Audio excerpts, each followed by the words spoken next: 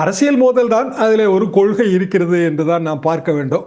என்ன காரணம் என்றால் HRC ஆக்ட் ரொம்ப பழமையானது. 1920 சட்டம் அது. அதற்கு முன்பு வெள்ளைக்கார காலத்தில் 1817 அந்த சட்டத்தின் ஆரம்ப கட்டம் இருக்கு. 1920 பனகல் அரசர், 1921 அமலுக்கு வருது. என்டோமெண்ட் ஆக்ட், அதாவது வெறுமனே ஹிந்து ரிலிஜியஸ்னு மட்டும் அதை நீங்கள் எடுத்துக்கூடாது. Hindu religious and charitable endowments act, அறக்கட்டளைகளும் அதில் நிர்வாகம் செய்யப்படுகின்றன.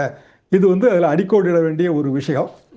முதலமைச்சர் சொல்கிற மாதிரி இல்லை அறநிலையத்துறை அமைச்சர் சேகர்பாபு அவர்கள் சொல்கிற மாதிரி பல்வேறு காலகட்டங்களில் பல்வேறு அரசுகள், அதிமுக அரசு உட்பட எல்லாமே HRC மூலமாக கல்விக்கூடங்கள் நடத்தி வருகின்றன. இதில் தமிழ்நாட்டோட அடிப்படையான இங்கே இருக்கிற ஒரு ஓட்டம் என்னவென்றால், அன்னசத்திரம் 1000 அமைத்தல், ஆலயம் 10,000 நாட்டல், அன்னையாவினும் புண்ணியம் கோடி ஆங்கோர் ஏழைக்கு எழுத்தறிவித்தல். இதுதான் இதில் முக்கியமான விஷயங்க. ஒரு ஏழைக்கு எழுத்தறிவிப்பது என்றால் அது 10,000 கோயில் கட்டுறதுக்கு சமம். பள்ளித்தலம் அனைத்தும் கோயில் செய்குவோம். இதுவும் தமிழ்நாட்டோட, தமிழ் பேசுகிற மண்ணோட, தமிழ் கூறும் நல்லுலகத்தோட அடிப்படையான ஒரு விஷயம்.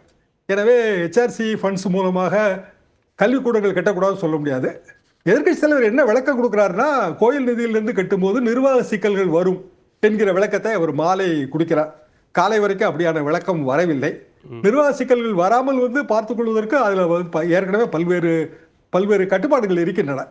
HRC ஆக்ட்லேயே ஆக்டோட நோக்கம் பிரியாம்பிள்லே இருக்கு.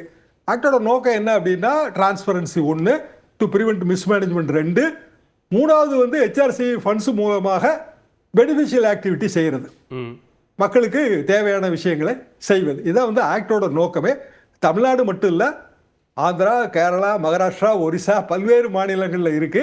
இன்னும் சொல்ல போனால் சென்ட்ரல் கவர்மெண்ட் கண்ட்ரோலுக்குள்ளேயே கோயில்கள் இருக்கு. உதாரணமாக கொடார்கோட சன் டெம்பிள் எல்லாம் சென்ட்ரல் கவர்மெண்ட் கண்ட்ரோலுக்கு இருக்கு. நம்ம தஞ்சாவூர் பிரகதீஸ்வரர் கோயில் ASI மூலமாக சென்ட்ரல் கவர்மெண்ட் கண்ட்ரோலில் தான் இருக்கு. சில மருத்துவ பணிகளை தஞ்சாவூர் பிரகதீஸ்வரர் கோயில் செய்து வருகிறது. இதெல்லாம் தான் இங்கே இருக்கிற வரலாறு.